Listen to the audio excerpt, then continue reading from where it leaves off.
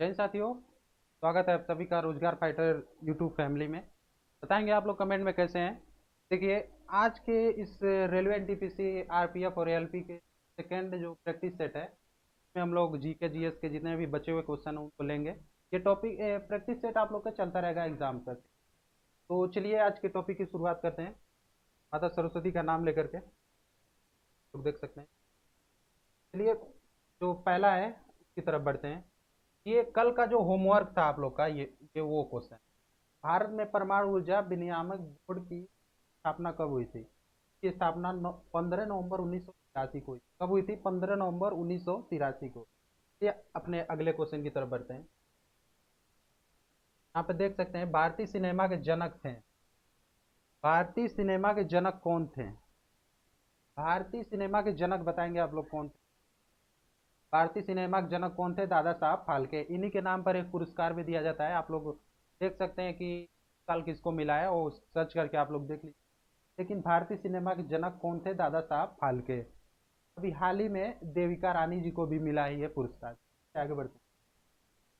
अगला बताएंगे आप लोग, भारत में डाक व्यवस्था की शुरुआत करने वाला ब्रिटिश जनरल कौन था? भारत में डाक व्यवस्था की शुरुआत करने वाला ब्रिटिश जनरल कौन था? वो था आपका लॉर्ड डलहौजी। कौन था? लॉर्ड डलहौजी। डाक सेवा हो गया, रेलवे हो गया, या फिर कोई भी ऐसी व्यवस्था जिसने शुरू की, वो था लॉर्ड डलहौजी। डाक व्यवस्था हो गया, रेलवे हो गया, सभी की शुरुआत किसने की थी? लॉर्ड डलहौजी ने। चलिए आगे बढ़ते हैं।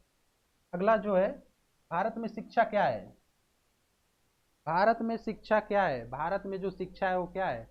नागरिक अधिकार है, राजकीय दायित्व है, राजनीतिक अधिकार है, या फिर मूलभूत अधिकार है? बताएं, बताइए क्या है भारत में राज्य की शिक्षा। जो शिक्षा है भारत में, ऐसी है, एक मूलभूत अधिकार है। ये जन्म से ही मिलता है हमें। शिक्षा का अधिकार जो मिलता है वो जन्म से ही मिलता है। चलिए आगे बढ़ते हैं अगले क्वेश्चन की तरफ। भारत के तीसरे राष्ट्रपति कौन थे जिन्होंने अपने जिनके कार्यकाल में ही उनका निधन हो गया था?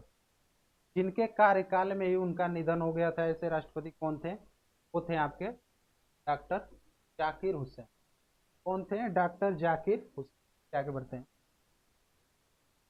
भारत का राष्ट्रीय ध्वज नियम कब से लागू किया गया? बताइए। भारत का राष्ट्रीय ध्वज नियम जो था वो कब से लागू किया गया? और ये जितने भी क्वेश्चन है वो सब प्रीवियस ईयर के क्वेश्चन। देखिएगा आप लोग, ध्यान दीजिएगा। भारत का जो राष्ट्रीय ध्वज नियम है वो कब का है? 2003 का है। भारत का जो राष्ट्रीय ध्वज नियम है वो कब है? 2003 का है। कौन सी नदी दक्षिण की गंगा कहलाती है? बहुत ही ज्यादा इंपॉर्टेंट। कौन सी नदी है जो दक्षिण की गंगा कहलाती है? बताइए। दक्षिण की गंगा कौन सी नदी कहलाती है? वो कहलाती है आपकी गोदावरी। कौन सी कहलाती है? गोदावरी। गोदावरी नदी भारत की गंगा कहलाती है। भारत की गंगा गोदावरी। चलिए आगे बढ़ते हैं। प्रतिवर्ष भारत में बृहत्तम पशु मेला लगता है। भारत में सबसे बड़ा जो पशु मेला लगता है वो कहाँ लगता है? किस राज्य में लगता है? वो कहाँ लगता है आपका? सोनपुर में। कहाँ पे लगता है? सोनपुर में। सोनपुर कहाँ है? बिहार में है। कहाँ पर है? बिहार में। बिहार राज्य में है सोनपुर, वहाँ पे लगता है सबसे बड़ा पशु मेला। आगे बढ़ते हैं। भारत का बोस्टन किसे कहते हैं? भारत का बोस्टन कहा जाता है, किसे कहते हैं बताइए। तो भारत का जो बोस्टन कहा जाता है वो किसे कहते हैं? सूरत को। किसे कहते हैं? सूरत। गुजरात में स्थित एक स्थान है सूरत, उसी का बोस्टन। ठीक, चलिए आगे बढ़ते हैं। ग्लोब पर कर्क रेखा भारत के कितने राज्यों से होकर गुजरती है? बहुत ही ज्यादा इंपॉर्टेंट।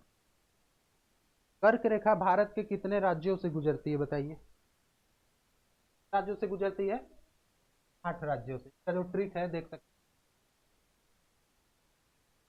ट्रिक देखिएगा आप लोग, ट्रिक को याद करने की ट्रिक बहुत ही अच्छी। मित्र पर गमछा झार। मित्र पर गमछा झार। देखिए, मी से क्या हो जाएगा? मिजोरम। मी से मिजोरम, त्र से त्रिपुरा, प से पश्चिम बंगाल, र से राजस्थान, ग से गुजरात, म से महाराष्ट्र, छा से छत्तीसगढ़, झार से झारखंड। बहुत ही आसान है याद करना, आप लोग देख लीजिएगा। चलिए आगे बढ़ते हैं। भारत के निम्न में से किस राज्य में पुरुषों की संख्या स्त्रियों से कम है? इस राज्य में जो मेल और फीमेल का जो रेट है सबसे ज्यादा है? सबसे कम किस राज्य में बताएंगे? सबसे कम है वो आपका कहाँ पर है? हरियाणा। कहाँ पर सबसे कम जो सेक्स रेशियो है वो कहाँ पर है? हरियाणा में। सबसे ज़्यादा है केरल में। यहाँ पे जो महिलाओं की संख्या है वो पुरुषों की संख्या से ज़्यादा है, यानी कि 1000 महिलाओं पर पुरुष की संख्या 900 कुछ ही। ठीक, वहाँ पर महिलाएं ज़्यादा हैं। भारत में सबसे ऊंचा भाखड़ा बांध किस नदी पर है? भारत का जो सबसे ऊंचा बांध है भाखड़ा नांगल बांध, वो किस नदी पर है? बताइएगा, किस नदी पर है भाखड़ा नांगल बांध? वो किस नदी पर है? आपका सतलुज पर है, नदी पर है। आगे बढ़ते हैं। भारत की पहली आयरन स्टील कंपनी कहाँ स्थित? भारत की पहली आयरन स्टील कंपनी कहाँ स्थित है? जमशेदपुर में। जमशेदपुर कहाँ है? झारखंड में। कहाँ पर है? झारखंड। आगे बढ़ते हैं। ये देख सकते हैं हमारे देश के कुल रत्न दिवंगत रतन टाटा, जिनका जन्म हुआ था आपका 28 दिसंबर, जो अभी हाल ही में 9 अक्टूबर 2024 को। कब हुई है? 9 अक्टूबर 2024 को। आगे बढ़ते हैं। भारत का कौन सा राज्य शक्कर का कटोरा यानी कि चीनी का कटोरा कहलाता है? तो ये तो भारत पर हो गया, लेकिन विश्व स्तर पर किसे कहते हैं? विश्व स्तर पर चीनी का कटोरा किसे, विश्व में चीनी का कटोरा किसे कहते हैं और भारत में किसे कहते हैं चीनी का कटोरा? देखिए, भारत में चीनी का कटोरा तो उत्तर प्रदेश को कहते हैं, और जो विश्व में जो चीनी का कटोरा कहा जाता है वो किसे कहा जाता है? क्यूबा को। क्यूबा को कहते हैं। आगे बढ़ते हैं। भारत का एकमात्र स्थान जहाँ पर टीन पाया जाता है, भारत का एकमात्र स्थान जहाँ पे टीन पाया जाता है वो कौन सा स्थान है? भारत का एकमात्र स्थान जहाँ पे टीन पाया जाता है वो स्थान है, वो है आपका हजारीबाग में। टीन और बैक्साइड सबसे ज्यादा पाया जाता है टीन और बैक्साइड सबसे ज्यादा पाया जाता है।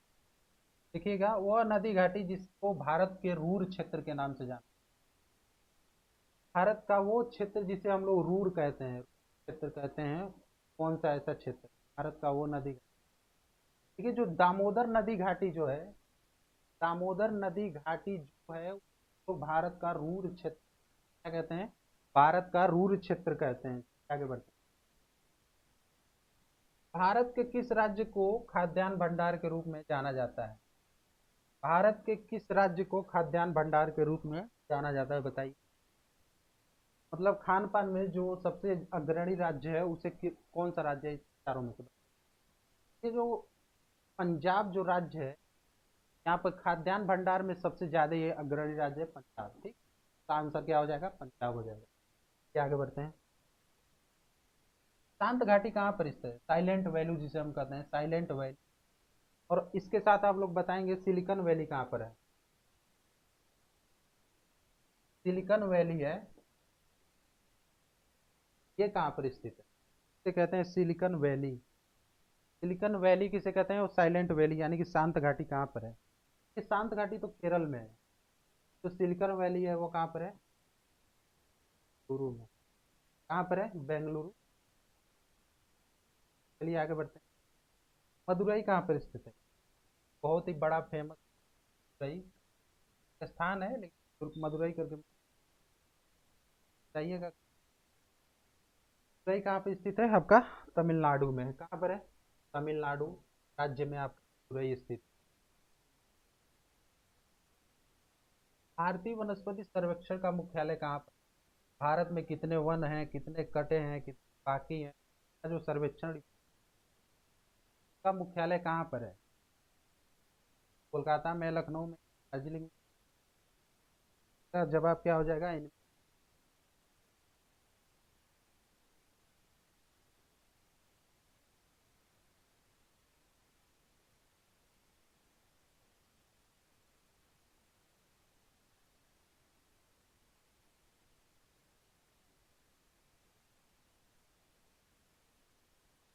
पर डाउट आ रहा है, लेकिन देखिएगा यही आंसर होगा। क्या आगे बढ़ते हैं। भारत में ऊर्जा का सर्वाधिक महत्वपूर्ण स्रोत है, सबसे ज्यादा ऊर्जा किस प्राप्त किया जाता है इन चारों में से? बताइए आप लोग, चारों में से सबसे ज्यादा ऊर्जा किससे प्राप्त किया, सबसे ज्यादा यूज प्राप्त किया जाता है किस? पिछले क्वेश्चन में बताया है, कोयला एक मात्र ऐसा ऑब्जेक्ट है जिससे ज्यादा से ज्यादा एनर्जी प्राप्त कर। ये आगे बढ़ते हैं। एक राष्ट्रीय विज्ञान दिवस के रूप में तब किस डेट को मनाया, डेट को मनाया जाता है राष्ट्रीय विज्ञान दिवस? पहला दिवस का बताइए। एयरफोर्स।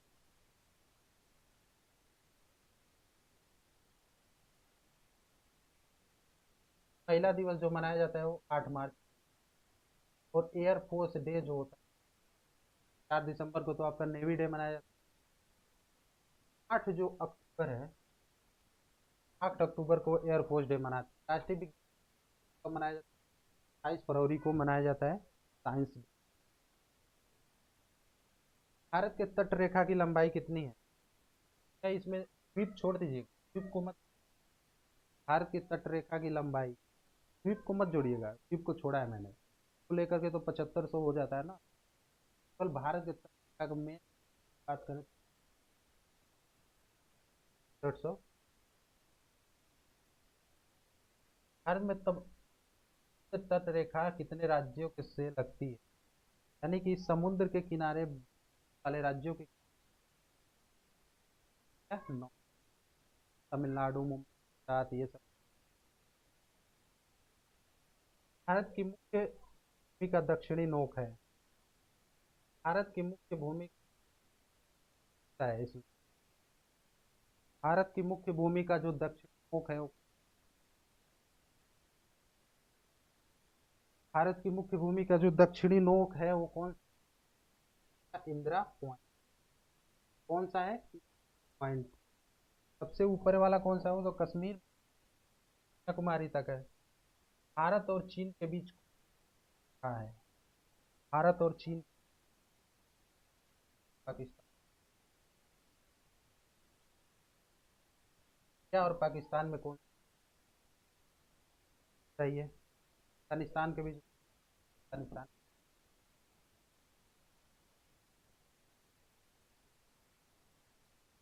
क्या और अफगानिस्तान और इंडिया और पाकिस्तान, भारत और चीन के बीच है वो तो रेड क्लिफ।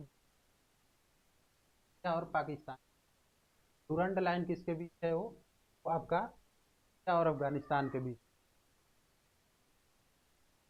भारत और पाकिस्तान को विभाजित करने में देखिए वही क्वेश्चन का आंसर क्या हो जाएगा? Red Cliff. Red Cliff, McMahon China, Durand जो। चलिए आगे बढ़ते हैं। सबसे लंबी स्थलीय सीमा के साथ लगती है? भारत की सबसे लंबी स्थलीय सीमा किस देश के साथ लगती है? भारत किस देश के साथ अपने ज़्यादा पार्ट शेयर करता है? वो कौन सा देश है आपका? बांग्लादेश। सबसे कम किस देश के साथ करता है? वो होता है आपका अफगानिस्तान। अफगानिस्तान। आगे बढ़ते हैं। भारत का पूर्वी समुद्री तट किस नाम से जाना जाता है? भारत का जो पूर्वी समुद्री तट है वो किस नाम से जाना जाता है? बताइए आप। वो किस नाम से जाना जाता है? कोरोमंडल तट। क्या कहते हैं? उत्तर तट किसे कहते हैं? जो मुंबई से लेकर गोवा तक का जो तट है पश्चिमी इलाके में। मालाबार तमिल तट है, तमिलनाडु केरल से। भारत किस गोलार्ध में स्थित है? भारत किस गोलार्ध में, भारत जो इस गोलार्ध में जो गोलार्ध है ना,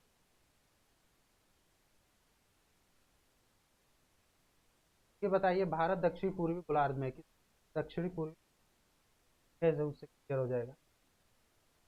दो प्रकार की रेखाएं होती हैं, रेखाएं होती हैं दो पर।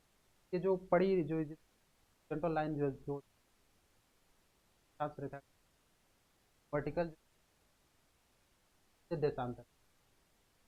देखिए जो भारत है, अगर इसको 4 भागों में अगर विभाजित करें, यहाँ पर आप क्या स्थिति बताइए? ये पूर्व हो गया, दक्षिण हो गया, ये पश्चिम। कहाँ पे जा रहा है आएगा? उत्तर पूर्व। कौन सा आएगा? उत्तर पूर्व। कर दिया क्या? माफ कीजिए,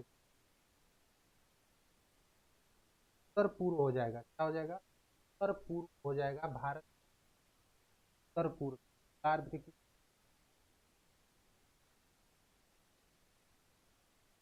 सियाचिन ग्लेशियर भारत के किस राज्य में है? भारत का सबसे ऊंचा युद्ध स्थल है सियाचिन, राज्य में स्थित है आप लोगों से। राज्य में है आपका जम्मू कश्मीर में। यहाँ पर है। भारत के प्रदेश की सीमाएं तीन क्रमशः नेपाल, भूटान और चाइना से लगती है। ऐसा कौन सा प्रदेश है जिसकी वो क्रमशः इन तीनों देशों के साथ लग रही है, नेपाल, भूटान के साथ लगती है? कौन सा ऐसा है? कौन सा है? आगे बढ़ते हैं। भारत का सर्वोच्च पर्वत शिखर है, भारत का जो सर्वोच्च पर्वत शिखर है वो कौन सा? भारत का जो सर्वोच्च पर्वत शिखर है वो कौन सा है इन चारों में से? भारत का जो पर्वत शिखर है वो है गार्डिनास, K2 भी कहते हैं। देखिए, विश्व का जो सबसे पर्वत सर्वोच्च है वो आपका एवरेस्ट। क्या है? एवरेस्ट है। एवरेस्ट है कहाँ पर है? नेपाल में है। नेपाल में विश्व का है। भारत का सबसे बड़ा है गार्डिन आस्टिन। ठीक, चलिए आगे बढ़ते हैं। भारत का कौन सी पर्वत श्रेणी नवीनतम है? तो सबसे पुरानी भी बताइएगा। नया बता रहे हैं तो सबसे पुरानी भी बताइएगा। तो सबसे नया कौन सा है? हिमालय। क्यों है नया? क्योंकि ये अभी तक बढ़ रहा है। क्यों है नया? क्योंकि ये अभी तक बढ़ रहा है, इसमें विकास निरंतर होता जा रहा है। सबसे पुराना कौन सा है? अरावली है। कौन सा है? अरावली। इस सबसे ऊंची चोटी कौन सी है? गुरु शिखर। ठीक, चलिए आगे बढ़ते हैं। निम्नलिखित में से कौन सी सबसे प्राचीन पर्वत श्रेणी? देखिए आ भी गया इसमें, आ गया ना। सबसे पुरानी कौन सी है आपकी? अरावली। कौन सी है? अरावली। चलिए आगे बढ़ते हैं। अरावली पर्वत का सर्वोच्च शिखर क्या कहलाता है?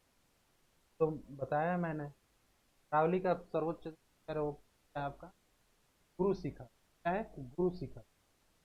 नर्मदा का अधिकांश भाग भारत के किस राज्य में बहता है? नर्मदा कहाँ से निकलती है बताइए पहले। नर्मदा निकलती कहाँ से है? नर्मदा कहाँ से निकलती है? मध्य प्रदेश का जो